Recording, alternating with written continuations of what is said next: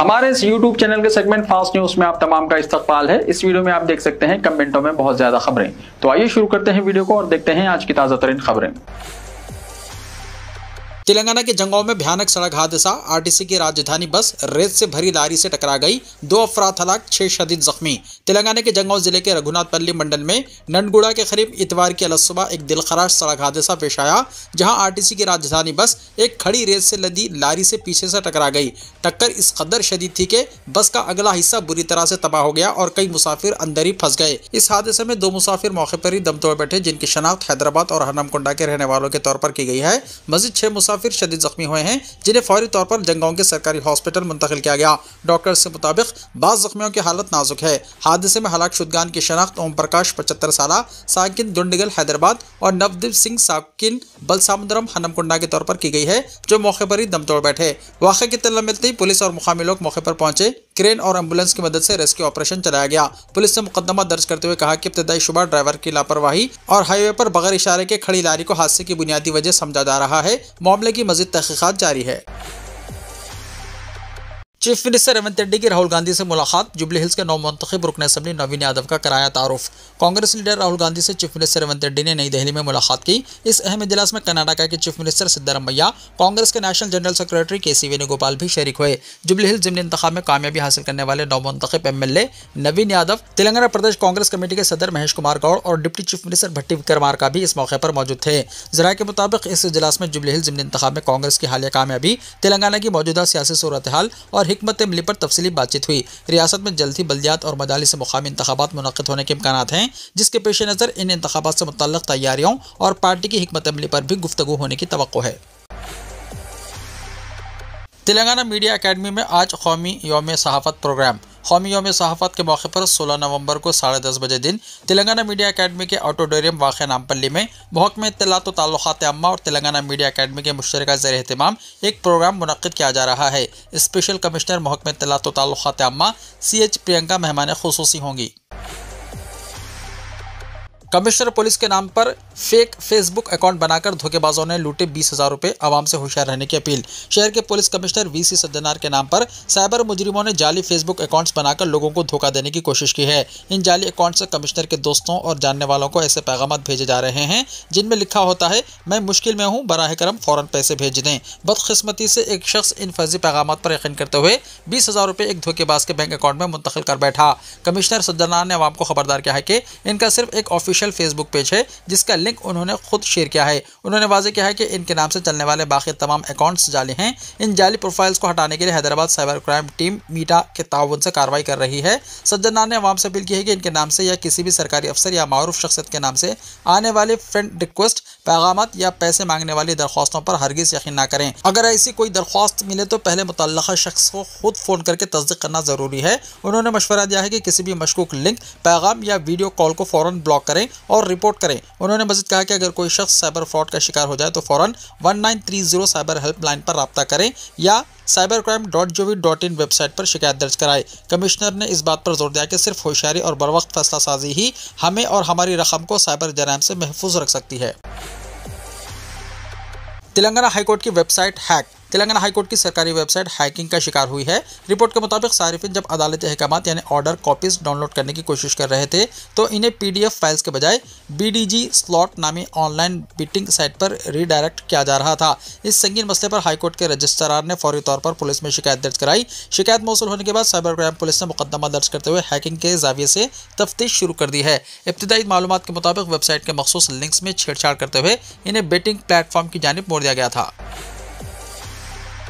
Greater Hyderabad में एक और ज़िमनी इंतखाब की क़यास आराइयाँ। ग्रेटर हैदराबाद में एक और ज़िमनी इंतखाब की क़यास आराइयाँ तेज़ी से गश्त कर रही हैं। BRS टिकट पर कामयाब होकर कांग्रेस में शामिल खैरताबाद रुकन असम्बली डी नागेंदर के असम्बली रुकनीत से मुस्तफ़ी होने की अफवाहें वायरल हो रही हैं, क्योंकि इन्हें इंसदाद इनहराफ मुकदमे में नाअहल करार दिए जाने के ज़्यादा इम्कानात हैं। स्पीकर के फैसले से पहले ही कांग्रेस इन्हें इस्तीफ़ा दिलाने पर संजीदगी से गौर कर रही है। डी नागेंदर से इस्तीफ़ा कब दिलाया जाए, कांग्रेस हाईकमान तेलंगाना कांग्रेस कायदीन से तबादला ख्याल कर रही है। पार्टी तब्दील करने वाले अरकान असम्बली की स्पीकर असम्बली G. प्रसाद प्रसाद कुमार समाअत कर रहे हैं। दोनों पार्टियों की जानिब से दलाल की समाअत जारी है। सुप्रीम कोर्ट की मोहलत 31 अक्टूबर को खत्म हो गई है। मोहलत खत्म हो जाने के बावजूद स्पीकर ने फैसला ना सुनाने की शिकायत करके बीआरएस ने सुप्रीम कोर्ट में एक और दरख्वास्त दाखिल की है। 2 दिन पहले ही मगरबी बंगाल में पार्टी तब्दील करने वाले रुकन असेंबली की बंगाल हाईकोर्ट ने रुकनियत मंसूख कर दी, जिसके तनाजुर में तेलंगाना में बीआरएस से कामयाबी पाकर कांग्रेस में शामिल रुकन असेंबली डी नागेंद्र के खिलाफ भी कार्रवाई का इम्कान है। कांग्रेस हाईकमान कार्रवाई से पहले डी नागेंद्र से इस्तीफा दिलाने पर गौर कर रही है। केटीआर ने सुनीता के अरकान खानदान से मुलाकात की। बीआरएस के वर्किंग प्रेसिडेंट केटीआर ने आज जुबली हिल्स के ज़िमनी इंतखाब में शिकस्त से दो चार हो जाने वाली बीआरएस की उम्मीदवार एम सुनीता गोपीनाथ के ख़यामगाह पहुंचकर इनसे मुलाकात की। इसके अलावा कांग्रेस कायदीन के हमले में जख्मी होने वाले पार्टी कारकुन राकेश से मुलाकात की।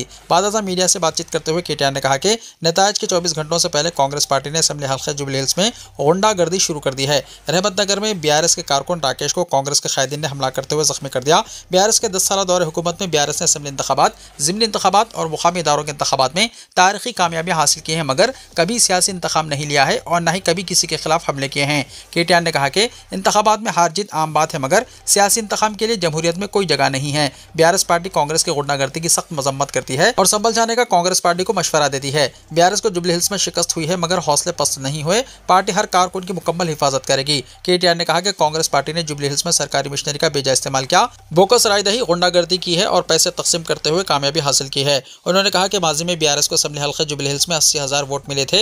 इस मरतबा 75,000 वोट हासिल हुए हैं। कांग्रेस की जानिब से साजिशें, रैगिंग करने के बावजूद बीआरएस के सिर्फ 5,000 वोट कम हुए हैं। मुस्तकबिल में बीआरएस दोबारा जुबली हिल्स को कांग्रेस से छीन लेगी। केटीआर ने बीआरएस की उम्मीदवार सुनीता की ख़यामगाह पहुंचकर इनके अलावा इनके बच्चों से मुलाकात की और कहा कि पार्टी हमेशा इनके अरकान खानदान के साथ खड़े रहने का दिलासा दिया और कहा कि इंतखाबात में कामयाबी और शिकस्त आम बात है, इससे मायूस होने की जरूरत नहीं है। तेलंगाना फॉरेंसिक साइंस लेबोरेटरी में 60 मुलाजिमतों के लिए notification. Telangana forensic science laboratory में 60 खाली मुलाजिमतों को पूरा करने के लिए नोटिफिकेशन जारी कर दिया गया। इसके तहत scientific officers, scientific assistants, lab technicians और लैब असिस्टेंट्स का तकर्रुर किया जाएगा।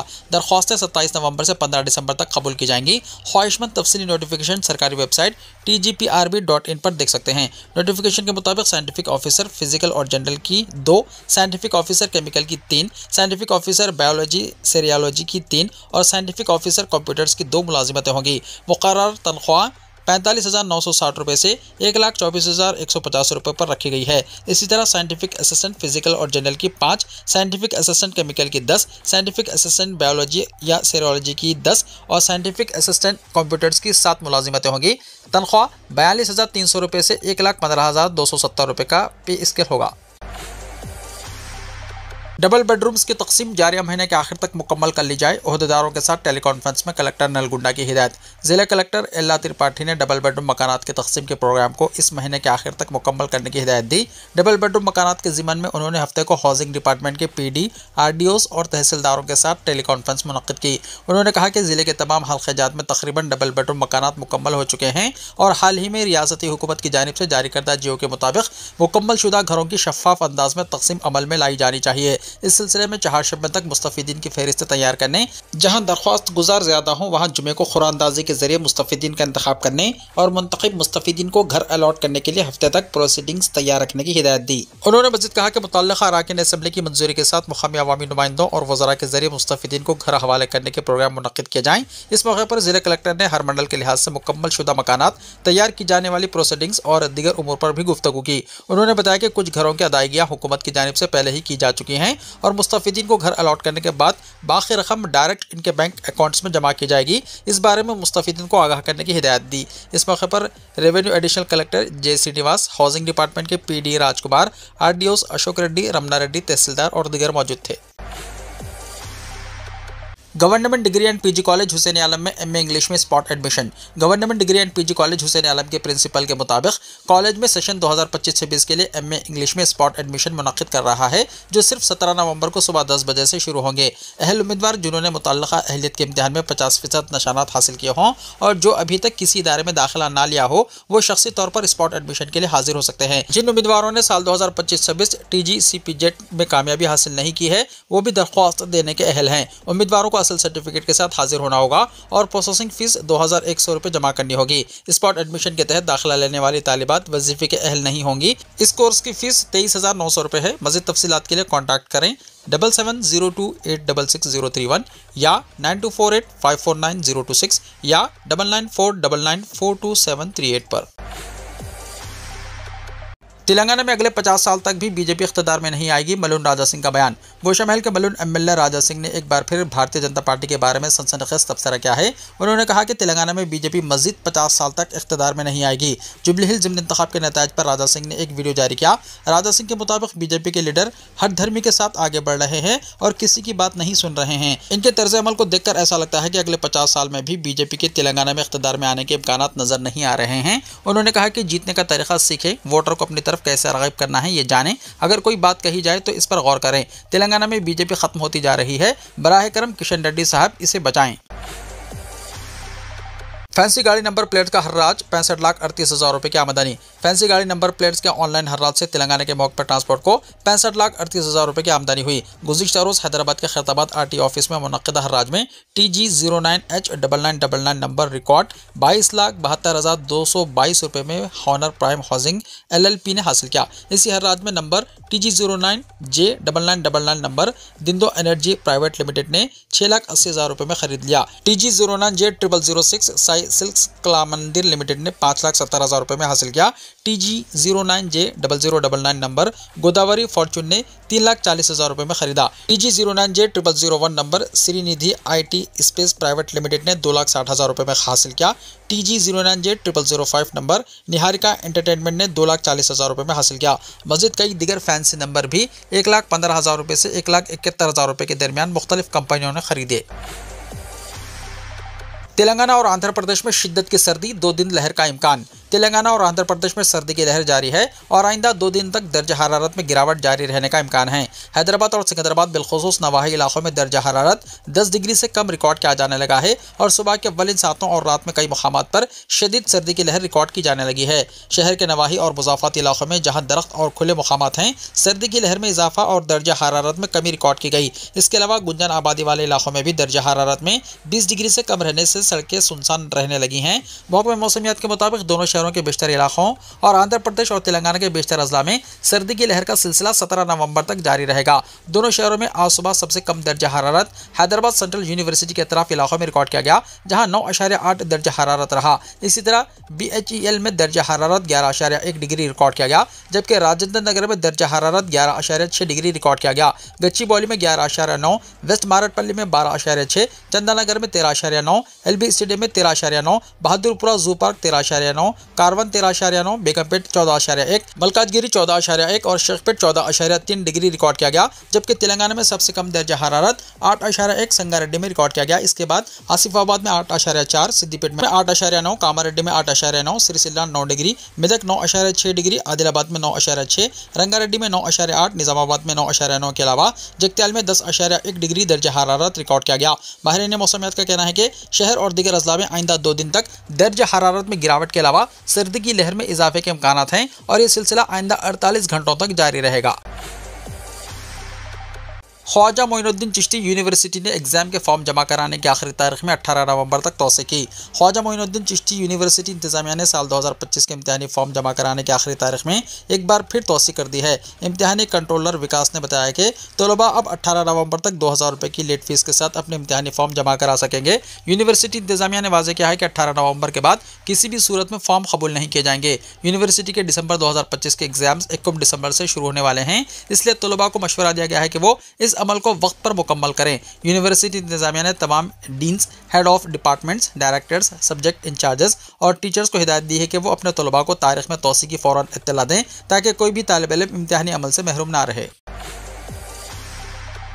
मामूली वोटों के फ़र्क से जीतने वाले उम्मीदवार। बिहार असम्बली इंतखाबात में कुछ मुकामात पर मुखालिफ उम्मीदवारों के दरमियान फतेह आखिरी लम्हे तक गैर यकीनी रही। कुछ उम्मीदवार बहुत कम अक्सरियत के साथ जीत गए। 3 हल्कों में तो अक्सरियत सिर्फ 100 वोटों से भी कम थी। बिहार असम्बली इंतखाबात में सिर्फ 1 सीट हासिल करके बहुजन समाज पार्टी यानी BSP ने अपनी नुमाइंदगी बनाई है। ये जीत भी महज 30 वोटों के फ़र्क से हुई, जिसने सबको हैरान कर दिया। इन इंतखाबात में 243 सीटों के लिए मायावती की पार्टी ने 192 हल्कों में हिस्सा लिया, लेकिन सिर्फ एक ही सीट पे पार्टी जीत सकी। इस पार्टी के सतीश कुमार यादव ने रामगढ़ असेंबली हल्के से हिस्सा लिया। गिनती के दौरान पूरे अमल में कशीदगी रही। आधी रात के बाद ऐलानशुदा नतायज में सतीश बहुत कम अक्सरियत के साथ जीत गए। इन्हें 72,689 वोट मिले, जबकि करीबी बीजेपी उम्मीदवार अशोक कुमार सिंह को 72,659 वोट मिले। भोजपुर जिले में संदिश असेंबली हल्के में जेडीयू और आरजेडी के उम्मीदवारों के दरमियान फतेह काफी देर तक गैर यकीनी रही। आखिरकार जेडीयू के उम्मीदवार राधा चरण शाह ने अपने करीबी आरजेडी उम्मीदवार दीप सिंह पर 27 वोटों के फर्क से जीत हासिल की। अरारा के अज्ञान इलाके में सीपीआई एमएल लिबरेशन के शिवा प्रकाश रंजन बीजेपी के उम्मीदवार महेश पासवान के हाथों 95 वोटों के फर्क से हार गए। नबीनगर असेंबली सीट में जेडीयू के चेतन आनंद ने आरजेडी के उम्मीदवार आमोद कुमार सिंह को 112 वोटों के फर्क से शिकस्त दी। फोरबिसगंज असेंबली में बीजेपी के उम्मीदवार विद्यासागर को शिकस्त हुई। कांग्रेस के उम्मीदवार मनोज बिश्वान ने 221 वोटों के फर्क से जीत हासिल की। नौगाम पुलिस स्टेशन धमाके में 9 अफराद हलाक। श्रीनगर के नौगाम पुलिस स्टेशन में एक हादसाती धमाके से 9 अफराद हलाक और 32 जख्मी हो गए। सीनियर ओहदेदारों ने ये बात बताई और कहा कि यह दहशतगर्द हमला नहीं है। यह धमाका जुमे को रात तकरीबन 11:20 पर हुआ, जब एक खुसूसी टीम व्हाइट कलर दहशतगर्द नेटवर्क की जारी तहकीकात के सिलसिले में जब्त धमाके को अशिया के नमूने हासिल कर रही थी। Director general Jammu and Kashmir police Nalin Prabhat और ज्वाइंट सेक्रेटरी वजारत दाखिला प्रशांत लोखंडे ने श्रीनगर और नई दिल्ली में यकसा बयानात पढ़ते हुए दहशतगर्द हमले की खास आराइयों को मुस्तरद कर दिया और कहा कि ये एक अफसोसनाक हादसा है। दोनों ओहदेदारों ने सहाफियों के सवालात कबूल नहीं किए। मुंबई में होने वाले बीएमसी इंतखाब में कांग्रेस ने तनहा उतरने का क्या फैसला, किसी से नहीं होगा इत्तेहाद। मुंबई में होने वाले बीएमसी इंतखाब से मुतल्लिक कांग्रेस ने एक अहम फैसला किया है। कांग्रेस लीडर रमेश चिंतियाला की तरफ से ऐलान किया गया है कि पार्टी बीएमसी इंतखाब तनहा लड़ेगी, यानी किसी दिगर पार्टी के साथ इत्तेहाद का रास्ता अख्तियार नहीं किया जाएगा। चिंतियाला ने कहा कि हमने ये फैसला रियासती कमेटी और मुकामी सतह पर छोड़ दिया है। हालांकि मुंबई कांग्रेस कमेटी ने यह तय किया है कि हम ये इंतखाब तनहा लड़ेंगे। कर्नाटका में गाय को बचाने के लिए 2 गैस टैंकर्स गाड़ी और ऑटो में टक्कर, 3 अफराद हलाक। रियासत कर्नाटका में सड़क हादसे में 3 अफराद हलाक हो गए। ये वाक़या हफ्ते को 11 बजे दिन शहर मंगलुरु के पामरू चौराहे पर पेश आया, जिसमें 2 टैंकर्स, एक ऑटो रिक्शा और एक एसयूवी गाड़ी एक दूसरे से टकरा गए। पुलिस ने बताया कि हादसे की असल वजह एक गाय थी, जिसने अचानक सड़क उबूर करने की कोशिश की, जिससे मंगलुरु की तरफ जाने वाले गैस टैंकर अचानक रुक गया। इब्तिदाई तहकीकात का हवाला देते हुए एक सीनियर पुलिस ओहदेदार ने कहा कि टैंकर के पीछे आने वाला ऑटो रिक्शा बर वक्त रुकने में कामयाब हो गया। गजा में शदीद बारिशों की वजह से सैलाब, बेघर खानदानों की मदद के लिए अक़वाम मुत्तहिदा की टीम सरगर्म। तवील अरसे से जारी खूनरेज़ जंग में अपना घर बार खो चुके गजा के लाखों शहरी अब भारी बारिश के बाद सैलाब की तबाही का सामना कर रहे हैं। हालांकि अक़वाम मुत्तहिदा के इंसानी इदारे गजा में शदीद बारिशों के बाद सैलाब से मुतासर लोगों की मदद कर रहे हैं। अक़वाम मुत्तहिदा के दफ्तर बराए राब्ता बराए इंसानी उमूर OCHA ने बताया कि इमदादी टीमें फौरी तौर पर जाए वक़ूफ़ पर रवाना कर दी गई हैं, ताकि परेशान हाल लोगों को आर्जी पनागाहें और ज़रूरी इमदाद फराहम की जा सके। OCHA ने कहा कि बारिश ने पूरे गजा इलाके में परेशान हाल लोगों की हालत मजीद ख़राब कर दी है। इनके ज़रूरी सामान भीग गए हैं और हज़ारों बेघर खानदान खुले आसमान तले सर्दी और ख़राब मौसम का सामना कर रहे हैं, जिससे बीमारियों का खतरा बढ़ गया है। बुजुर्गों, माजूरों और कमज़ोर लोगों के लिए सूरत हाल और भी मुश्किल है। इमदादी तंजीमों ने बताया कि गजा में सैलाब पर काबू पाने के लिए जिन आलात और मशीनों की ज़रूरत है वो गजा में दस्तयाब नहीं है। खैमों से पानी निकालने या कचरा हटाने जैसी मामूली ज़रूरतें भी पूरी नहीं हो पा रही है। गजा में दाखिल होने की इजाज़त के मुंतज़िर लाखों ज़रूरी इमदादी सामान अब भी उर्दून, मिस्र और इसराइल में फंसे हुए हैं। न्यूज़ एजेंसी ज़हनवा की रिपोर्ट के मुताबिक OCHA ने कहा कि 10 अक्टूबर के जंगबंदी के ऐलान के बाद इसराइली अफसरान ने 9 तंजीमों की तरफ से भेजे गए इमदादी सामान के तकरीबन 4000 पैकेट गजा में दाखिले की इजाज़त नहीं दी है। इनमें खैमे, बिस्तर, बावर्ची खाने के बर्तन और गर्म कपड़े शामिल हैं। जुमेरात के रोज़ देर इल बलह और खान यूनिस में तकरीबन 1000 खैमे तकसीम किए गए। इतवार और चहारशंबे की दरमियानी शब हज़ारों खानदानों में तकरीबन 7000 कंबल, 15000 तिरपालें और मौसम सरमा के कपड़े तकसीम किए गए। OCHA ने बताया कि ख़राब हालत की वजह से बच्चों समेत कई लोग धमाका खेज़ मवाद की जद में आने के खतरे में हैं। कुछ लोग जलाने के लिए जमा करने के दौरान जख्मी हुए हैं और बहुत से खानदान मजबूरी में ऐसे इलाकों में खैमे लगाने पर मजबूर हैं जहां पुराने धमाका खेज़ मवाद मौजूद हो सकते हैं। खबरों के मुताबिक जंगबंदी के बाद से अब तक 10 से ज़्यादा अफराद धमाका खेज़ मवाद की बाक़ियात से जख्मी हो चुके हैं। गजा का इलाका छोटा होने की वजह से खतरनाक मुकामात से बचना भी मुश्किल है। वीडियो को लाइक शेयर कीजिए और हमारे इस YouTube चैनल को सब्सक्राइब करते हुए इसके बेल आइकॉन को भी प्रेस कर लीजिए, ताकि ऐसी ही ताज़ा तरीन खबरों का नोटिफिकेशन सबसे पहले आपको मिलता रहे।